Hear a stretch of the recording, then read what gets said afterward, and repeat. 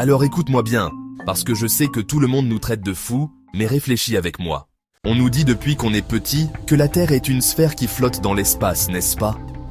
Mais regarde autour de toi. Tout ce que tu vois est parfaitement plat. La mer, l'horizon. Si la Terre était une boule, pourquoi l'eau ne glisse-t-elle pas? L'eau, par sa nature, cherche toujours à être plate, à se niveler. Si on vivait sur une sphère, l'eau serait forcément courbée. Tu en as déjà vu, toi, de l'eau courbée? Moi, jamais. Ensuite, parlons de l'horizon.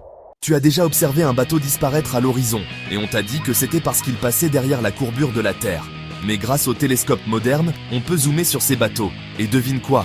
Ils réapparaissent? Comment est-ce possible si la Terre est une sphère? C'est parce que l'horizon est simplement une ligne de perspective, rien d'autre. Et ces soi-disant photos de la Terre depuis l'espace, elles sont toutes retouchées. La NASA elle-même admet qu'elles utilisent des compositions et des simulations. Pourquoi ne pourrait-on pas avoir une photo brute, authentique? C'est simple, parce qu'elle n'existe pas.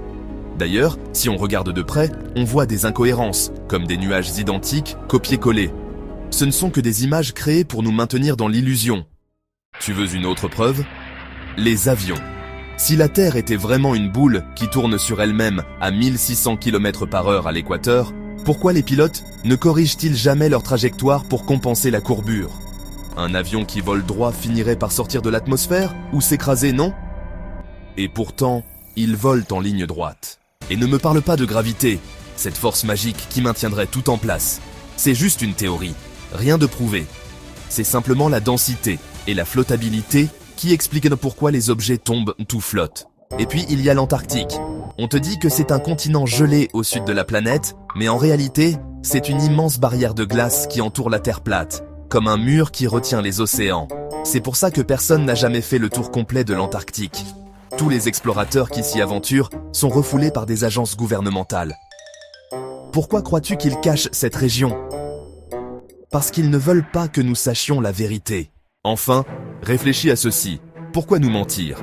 Parce qu'un monde sphérique, perdu dans un univers infini, rend les humains insignifiants, des poussières dans le cosmos. Mais un monde plat, créé et protégé, place l'humanité au centre de tout. Cela te redonne du pouvoir, une raison de vivre, un but. Alors, dis-moi, qui a le plus à gagner dans cette histoire? Ceux qui veulent que tu croises à leurs mensonges ou ceux qui te demandent de regarder par toi-même?